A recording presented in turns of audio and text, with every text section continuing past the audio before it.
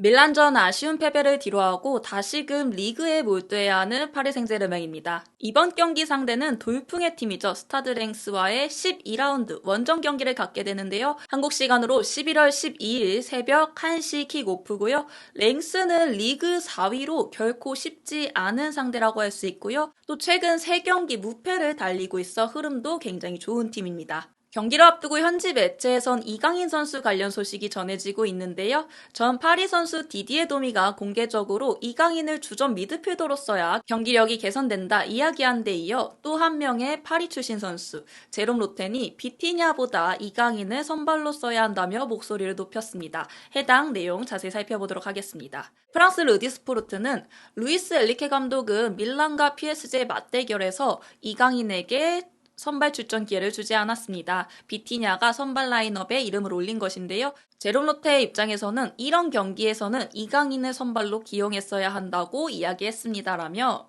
해당 내용을 전했습니다. 제롬 로테는 이강인이 선발 라인업에 포함되지 못한 것이 루이스 엘리케 감독의 팀에 악영향을 미친다고 생각하고 있다고 전했는데요. 로테는 이런 경기에서는 이강인이 비티냐를 대신해야 된다고 말하고 있습니다. 로테는 이강인은 더 강합니다. 비티냐보다 다리가 더 튼튼합니다. 피지컬적으로 조금 더 탄탄하다는 걸 말하고 있는 것 같고요.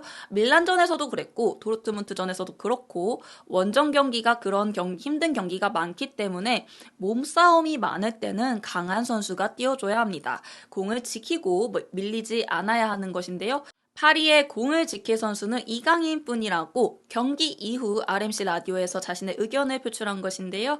로테는 계속해서 이강인을 써야 한다고 여러 번 재차 강조하고 있습니다. 애프터 프로그램에 출연한 제롬 로테는 중요한 챔피언스 리그 경기에서 이강인의 선발 라인업에 기용하는 것이 중요하다고 표현했으면서요. 다시 한번 이강인 선수가 출전했을 때 본인이 확실한 능력을 보여줬기 때문에 믿고 써야 한다고 강조했습니다. 그렇다면 제롬 로테는 누구인가도 궁금하실 것 같은데요. 짧게 짚어드리자면 파리 생제르맹 출신이자 모나코 레인저스 등에서 활약한 좌측 윙어 선수입니다. 프랑스 국가대표 유니폼을 입고 13경기를 소화한 선수이기도 하죠. 프랑스 선수가 이강인 선수를 공개적으로 언급하면서 재차 강조한 데는 더욱더 의미가 조금 크다고 할 수 있겠습니다. 이어 프랑스 르디스포르트 다른 기사에서는요. 음바페가 파리 생제르맹부터 버림을 받았다. 루이케 엘리케 감독이 이에 대응해야 하고 바꿔야 한다고 하는 내용의 기사에 이강인 선수가 또 등장했는데요. 기사 내용을 살펴보면 음바페가 고립됐다고 설명을 하고 있습니다.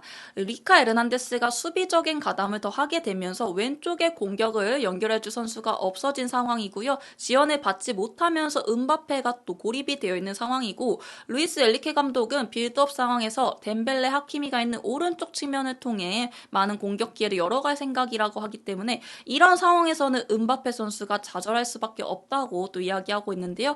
그러면서 이는 해결해야 될 문제라고 콕 집어 말하고 있습니다. 또 음바페를 더 잘 활용하기 위해서는 전술을 조정해야 하고 플레이를 균형 있게 조정해서 오른쪽으로 쏠리지 않게 하는 것이 가장 중요하다고 말하고 있는데요. 이 관점에서는 누노 멘데스 선수의 복귀가 또 좋은 부분으로 작용을 할 수 있고 또 한 가지 좋게 작용할 수 있는 부분이 바로 이강인 선수의 언급을 하며 이강인 선수의 컨디션 상승이 즉 음바페로부터 공격을 살릴 수 있는 방법이라고 설명을 하고 있는데요. 음바페와의 연계 플레이에 도움을 줄 수 있고 이강인 선수의 패스로부터 음바페의 공격, 좌측 공격을 살릴 수 있다고 설명하고 있습니다. 실제로 파리 생제르맹의 올 시즌 공격 패턴을 보면요. 오른쪽이 39%, 왼쪽이 33%, 중앙이 27%로 오른쪽을 기점으로 많은 공격이 올라가고 있고요. 실제 패스맨만 봐도 이 하키미 선수, 하키미, 에메리, 덴벨레 그리고 마르키뉴스까지 이 오른쪽을 기반으로 많은 패스가 오가고 있고요. 사실 왼쪽에서는 음바페 선수에게 내주는 건 이강인 선수가 대부분이고요. 그리고 중앙이 특히 고립된 걸 볼 수 있는데 무한이 같은 경우는 아예 패스를 전개받지도 하지도 못하는 상황이 연출이 되고 있습니다. 따라서 오른쪽 측면으로만 연결되고 있는 이 부분이 문제점이다라고 얘기가 계속해서 나오고 있는 거고요. 음바페라는 공격수를 두고 이 선수를 잘 활용하지 못하는 거는 엘리케 감독의 영향을 많이 발휘하지 못하는 것이라는 비판도 있습니다. 따라서 이런 부분에 있어서 이강인 선수가 왼쪽에 미드필더로 기용이 됐을 때 음바페와의 연계 플레이를 통해서 조금 좌측을 좀 살릴 수 있는 자원으로 설명이 되고 있는 부분입니다. 비티냐냐 이강인이냐를 두고 토론까지 진행을 했는데요. 디올로 기자는 본인은 이강인을 정말 좋아하지만 경기에 폭발력을 더할 수 있는 역동성이 있는 선수이기 때문에 후반 막판에 경기에 투입되는 것이 더 낫고, 그렇기 때문에 교체 자원으로 쓰이는 것이 본인은 더 좋다고 생각을 한다라고 설명했습니다. 이강인이 기술도 있고 항상 결단력도 대단하지만 비티냐에 비해 볼 컨트롤이 좀 약하다고 생각한다며 의견을 표했는데요. 그래서 본인은 비티냐를 선발 라인업에 올리는 것이 더 바람직하다고 생각한다고 전했습니다. 이어 스테파는 볼 컨트롤은 비티냐가 더 좋지만 공을 가지고 번개처럼 빠르게 움직일 때는 이강인의 몸놀림이 확실히 좋다라고 표현을 했고요. 본인도 이 부분에 동의를 하고 있지만 이런 번개 같은 움직임은 다른 선수들에게서도 나올 수 있기 때문에 비티냐를 선발로 쓰는 것에 동의한다라는 의견을 표하기도 했습니다. 이어 한 가지 또 설명을 든 부분이요. 이강인 선수가 올 시즌 이적해서 비티냐 선수보다는 플레이하는 것을 덜 보게 됐고, 또 이번 시즌 초반에 부상을 당해서 파리 생제르맹과의 3경기에 결장을 하고 한국으로 돌아갔는데 이 부분이 약간 약점으로 작용을 하는 것 같다. 본인이 이강인 선수를 못 믿는 게 아니라 이런 부분이 있었기 때문에 확신할 수 없는 거라고 설명을 했고요. 루이스 엔리케 감독도 이런 부분에 있어서 이강인 선수를 더 관리해주고 있는 것으로 보인다고 덧붙였습니다. 실제로 이번 경기 비티냐 선수가 선발 출전하고 이강인 선수를 교체 투입을 했는데 이강인 선수의 몸 관리를 해줬다는 의견도 있었고요. 앞으로도 엔리케 감독은 비티냐와 이강인을 적절하게 로테이션을 돌리면서 잘 관리해줄 것 같다라고 또 이야기를 표하기도 했습니다. 한편 축구 데이터 게시물을 올리는 데이터풋이라는 곳에서 이 파리 생제르맹 미드필더진의 전진 패스 비율에 관련된 게시물을 올렸습니다. 이에 대해 또 팬 반응이 화제인데요. 우선 해당 게시물 내용을 한번 살펴보면요. 5대 리그의 미드필더 364명 중 우가르테, 자이레 에메리, 루이즈는 모두 전진 패스 비율에서 하위 10위 안에 들었다고 설명하고 있습니다. 평균은 25%이고 최고는 35%인 반면 이들은 약 6%에 머물러 있다고 하는데요.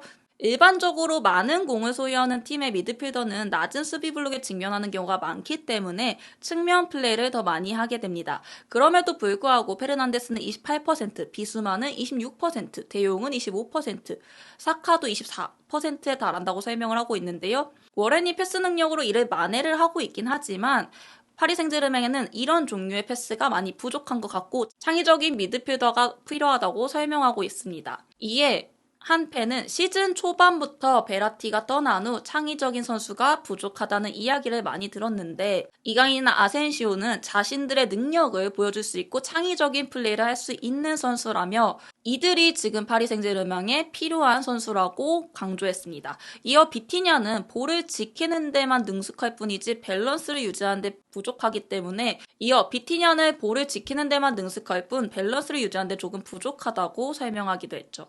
또 한편은 창의적인 홀딩 미드필더가 필요한다는 것을 모두가 알고 있기 때문에 사실상 비티냐보다 이강인이 선발 라인업에 들어가야 된다고 생각한다며 자신의 의견을 표했는데요.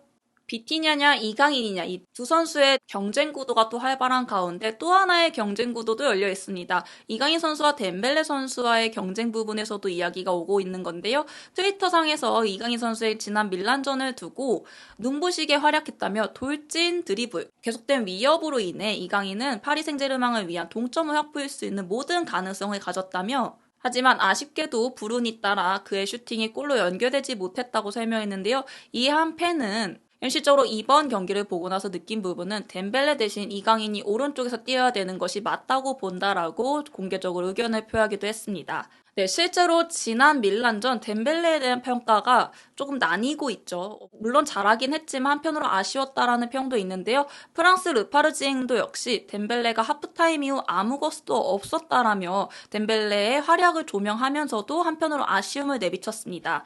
기사 내용 살펴보면요. 덴벨레의 어휘에는 의심이라는 단어는 존재하지 않습니다. 이번 시즌까지 11경기에 출전해 단 3개의 어시스트를 기록하긴 했지만 덴벨레는 자신감이 부족한 기색이 전혀 보이지 않습니다. 실제로 덴벨레 역시 저는 자신감이 넘치고 항상 노력하는 사람입니다. 제 역할은 드리블을 하며 기회를 만드는 것입니다. 모든 것을 성공시킬 수는 없는 게 게임입니다라고 말하기도 했는데요. 그는 숫자로 자신을 평가하는 것이 아니라 경기의 질로 자신을 평가하고 있다고 털어놓았습니다. 실제로 오른쪽에서 좋은 활약을 펼친 건 맞지만 통계적으로는 좋지 못한 활약을 보이는 덴벨레 선수고요.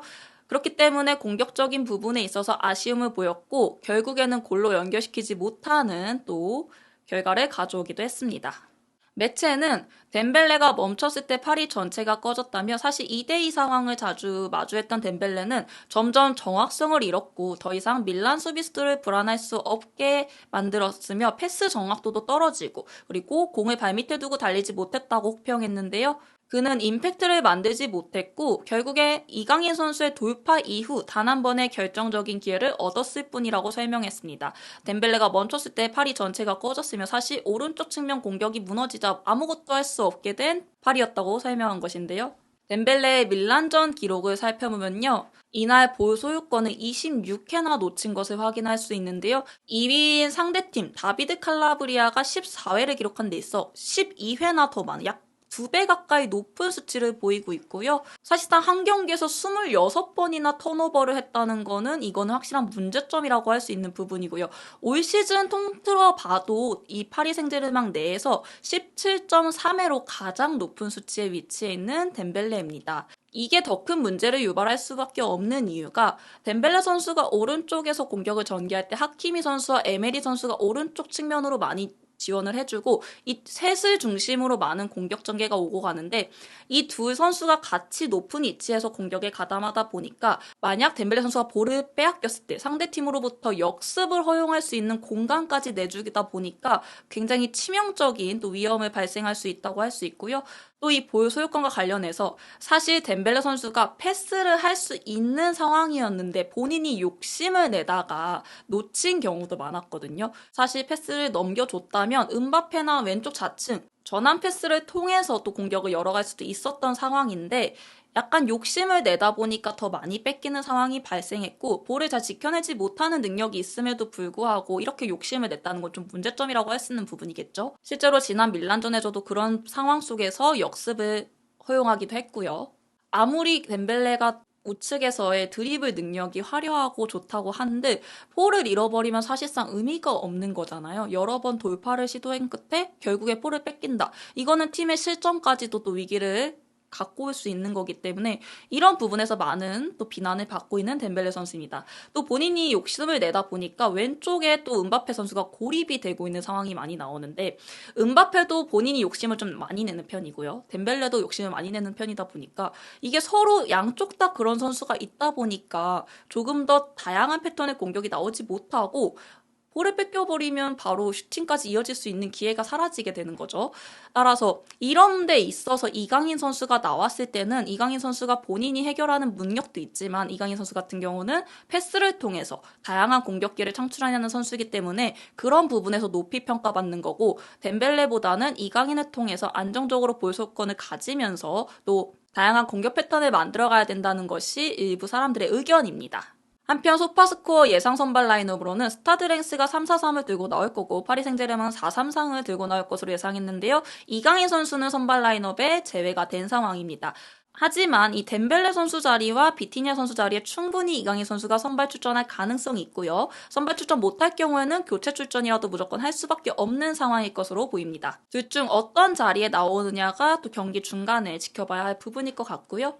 한편 이번 스타드랭스와의 경기는 또 하나의 볼거리가 있습니다. 바로 리그왕 내 한일 매치가 또 열리게 되는 것인데요. 라리가에서 쿠보 선수와의 만남이 있었다면 이 리그왕에서는 이토 주니어 선수와 맞붙게 됩니다. 스타드랭스에는 이토 주니어 선수 그리고 케이토 나카무라 선수 2명의 일본 선수가 뛰고 있는데요. 나카무라 같은 경우는 부상으로 현재 나오지 못하고 있기 때문에 이토 주니어 선수와 맞붙게 될 것으로 보입니다.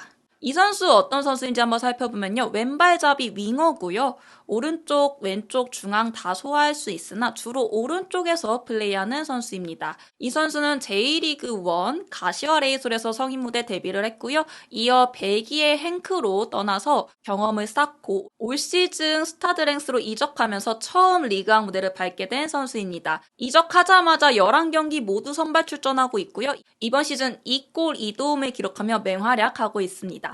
실제 지난 주말 낭트와의 경기에서 결승골을 넣으며 팀의 승리를 또 이끌었는데요.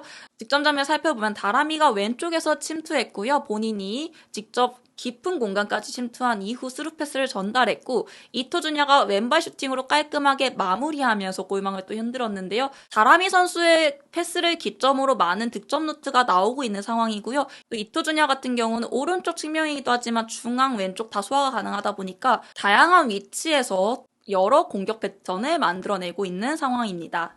이번 경기 역시 다라미를 기점으로 이토준야의 호흡을 또 볼 수 있을 거고요. 이 부분 주의해야 될 부분으로 보이고요. 지난 경기 골마스 본대에 이어 이번 경기도 또 한 번의 공격 포인트를 노릴 이토준야 선수인데요. 이토준야와 이강인 선수의 맞대결도 또 살펴보는 재미가 있겠습니다. 파리 생제르맹은 스타드 랭스와의 경기를 이후로 A매치 휴식기를 가지고요. 사실 이 A매치 휴식기 이후에 중요한 경기들이 이어지는데요. 11월 25일 새벽 5시 리그 3위에 위치해 있는 모나코와의 경기를 앞두고 있고요.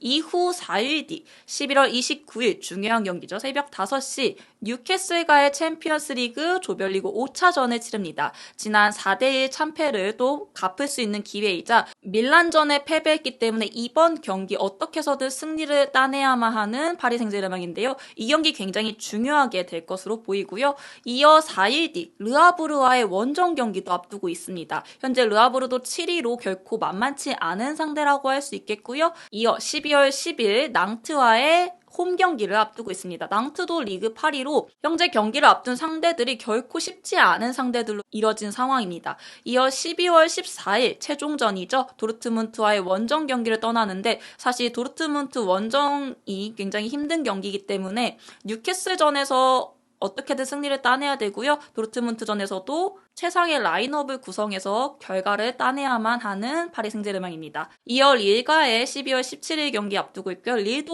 5위에 위치한 상위권 팀으로 이 11월, 12월 일정이 파리 생제르맹한테는 정말 중요한 일정들이라고 할 수 있겠습니다. 사실 이번 시즌 아직까지 패배는 없지만 니스가 1위를 유지하고 있기 때문에 한 경기 한 경기가 더욱 중요할 수밖에 없는 상황인데요. 챔피언스 리그 그리고 리그 둘 다 집중을 해야 되는 상황이기 때문에 에리케 감독은 더욱더 선수들을 다양하게 기용하면서 결과를 챙겨야 될 것 같고요. 당장 일요일 새벽에 열리는 이 스타드 랭스와의 경기, 이 경기부터 중요하게 될 것 같네요. 이강인 선수가 과연 이번 경기에서는 지난 경기의 아쉬움을 뒤로하고 새로운 공격 포인트를 달성할 수 있을지 또 주목이 되는데요. 스타드 랭스와 파리 생제르맹의 경기 한준TV에서 함께 확인해 주시기 바랍니다.